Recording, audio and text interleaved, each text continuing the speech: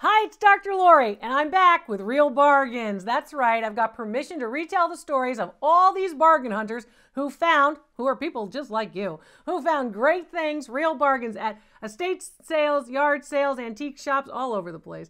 This first one comes from a video call, that's right, and an online auction. So my video caller calls me because she wants an appraisal of this piece. Beautiful, beautiful piece of jewelry right out of the chute. This is a handmade 18 karat gold ring. And if you look at this ring, it's in the shape of a hand. So it's pretty cool because you put the ring on your hand and it's a hand. I don't know, I thought it was cool. Anyway, it's an 18 karat gold hand cast ring. And it, of course, has diamonds in the cuff and diamonds on the ring finger. So it's a great piece. It's really nicely decorated. It's very nicely made as well. So the diamonds are small. They're very small diamonds, but they're really quite nice with respect to fire. So they're very sparkling. That's great. The diamonds are also on the cuff and, as I said, on the finger. So a couple of different things. It's from the early 20th century. So it dates between 1900 and about 1915. It's a time period, the Edwardian period, when you're seeing a lot of pieces that reflect on hands. You'll see hands as pins, you'll see hands as brooches, you'll see hands as rings. So it's really a popular time period for this type of figural jewelry.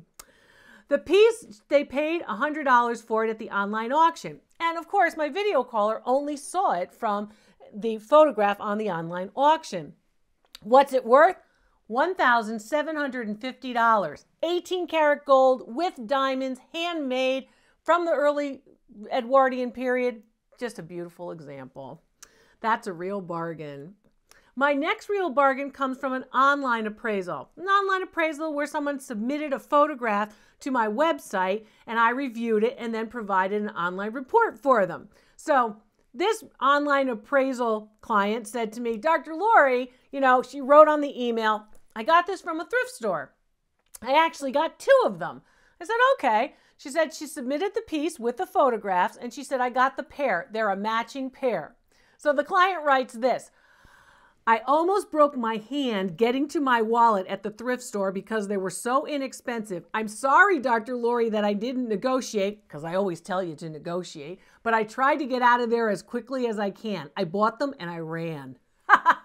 So she obviously knew what she had.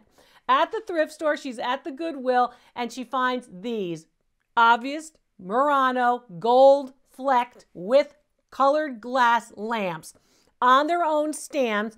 They stand 30 inches tall, and they're 11.5 pounds each. So they're monsters. There's 2 big blown glass Murano luscious art glass lamps. Made, of course, by the designers Barovier and Toso, very well known, and of course, middle part of the 20th century. So they're gilt and gold glass lamps. They have a beautiful form. They have the characteristic base of Murano, right? The Murano characteristic base that I've talked about in this and other videos. And she paid $9.99 a lamp. Let's call it for a penny, 10 bucks a lamp, which is $20 for 2 lamps. What are they worth? $800 for the pair.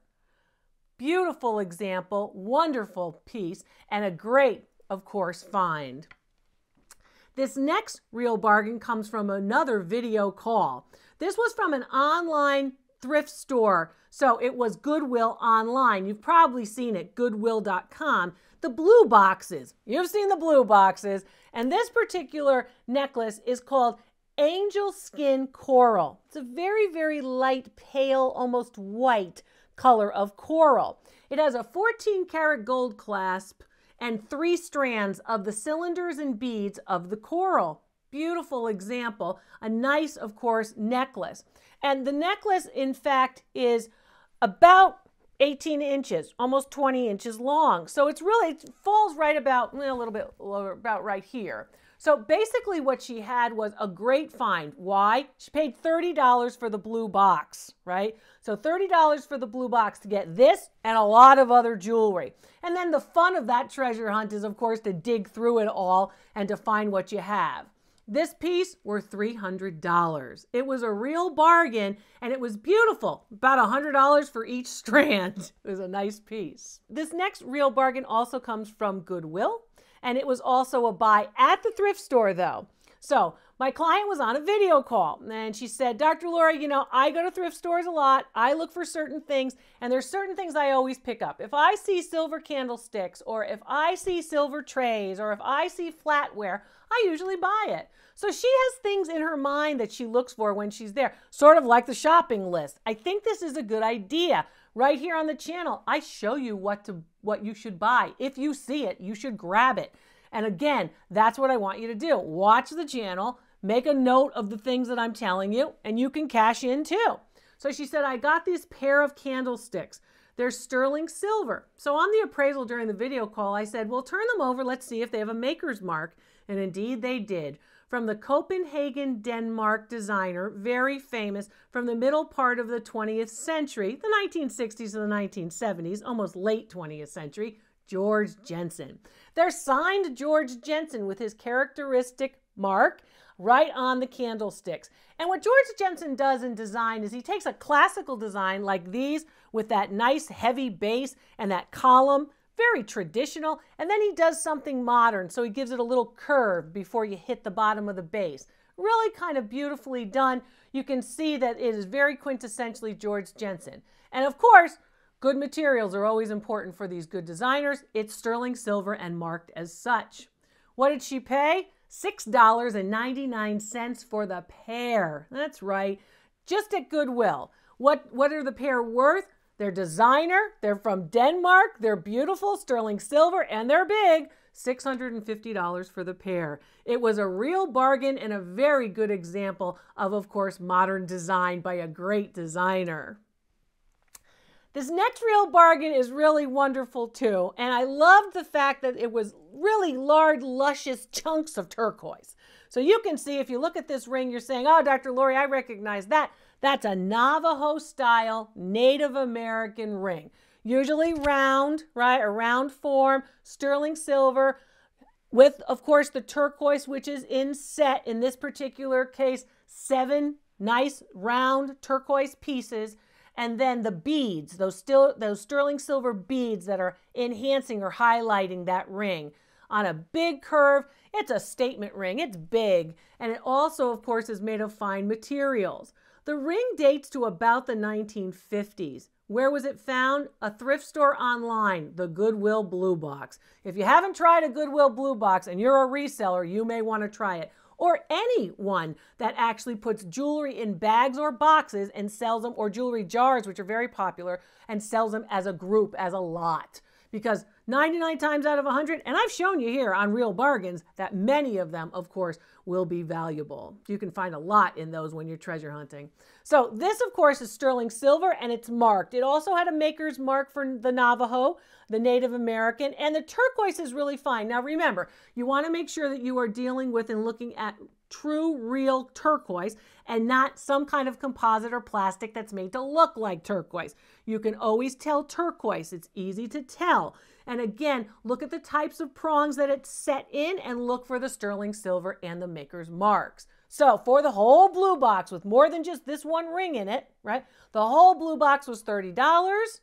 And this ring alone, the one item that comes out of that blue box, $250. Really beautiful, very nice, a great statement ring, of course, from the 1950s. Lots of people look for, of course, different types of items, and people are oftentimes looking at estate sales. This next real bargain comes from an estate sale. And if you look at these objects, you're saying, oh, I know what that is, Dr. Lori, and you know what those are, but I'll tell you what. This pear and apple bookends from Murano, encased glass, basically one color glass and then the clear glass on top of it, cased, is really a beautiful example. And what's funny about this is the story that goes with it. So they're cased glass with gold flecks, really beautiful, and of course, mid-century modern. So my video caller says, Dr. Lori, here's what happened with the estate sale. I'm in my car, my phone goes off, I get an alert on the estate sale app. You might have used these apps. Somebody tells you that an estate sale is doing something, right? What they were doing was they were doing 80% off, but you had to get there within a 2-hour window. So my video caller says, well, Dr. Lori, I got there. I was nearby. I was in my house. I was in my car. I got to the house. I get out, I go into the estate sale, and I don't think about anything. I spent an hour and a half of the 2-hour estate sale with what I always bring with me, which are laundry baskets, those plastic laundry baskets. She told me she filled up 4 laundry baskets of things that she wanted, and she just kept filling them until they made her stop, until the 2 hours were over. And she got there at a half hour in, right? So she only had an hour and a half left. She fills everything up into the laundry baskets, and she says, these were the last pieces that I actually put into one of the laundry baskets. I already had 3 full, and the 4th one was almost full, and these were the last things that I pulled out of the estate sale. I got many, many wonderful things. So I said to her, what did you have to pay for 4 laundry baskets full of items? You know, a laundry basket's big, right? Laundry basket full of items, 4 of them. She said, I only paid $50 for all of the wares that were in 4 laundry baskets at the estate sale, and I was there at the 80% off window, right? Window of time. This is fantastic.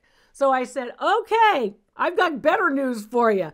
Those are worth $400. Those Murano, lovely, hand-designed glass, of course, figural bookends, beautiful. And they were very popular to have the pear and the apple, and you'd put them on the ends, of course, in the latter part of the post-war period. Of course, you're seeing these great examples. They're beautiful, worth $400 for the pair. So when people say, oh, you know what?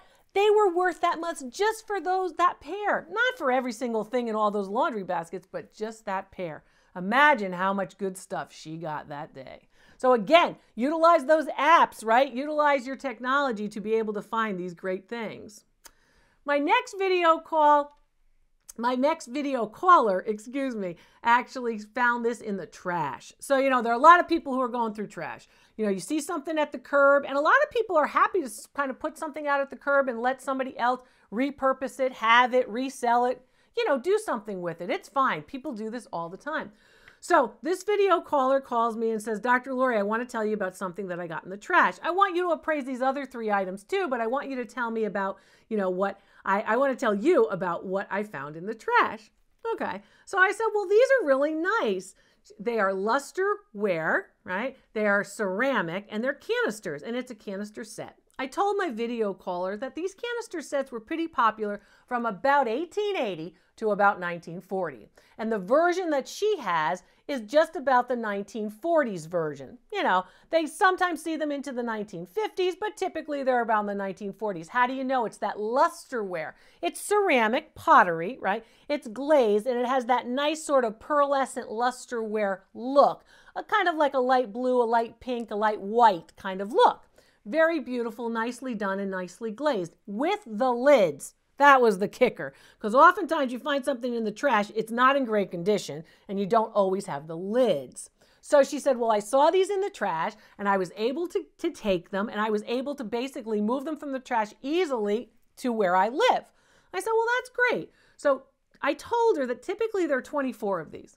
Right? They're usually made in Germany. Some are made in Japan. Some are made in America, but most of them are made in Germany or Japan. So this example had these particular canisters. It had flour, it had sugar, it had coffee, it had barley, rice, and tea. So those were the 6 that they had, which are pretty good because what you really want with a canister set is coffee, flour, tea, and sugar. So she had those plus a couple others. And then she had, those were the 6 large ones. And then she had the 5 small ones. And the small ones, usually there's lots of small ones. So she only had 5 of those. She had cloves and ginger, pepper, allspice, and cinnamon. So a lot of those spices. But typically it's usually a lot of them. And really when you see these canister sets, the ones that you are looking for is you're looking for, of course, the salt box. She didn't have the salt box here, but for free, who's complaining? Right? So there weren't 24 of them here, but for the 11 that she did get for free, she did very, very well. She paid $0. The set, of course, is worth $250. And it's not a set. Technically, it's a partial set.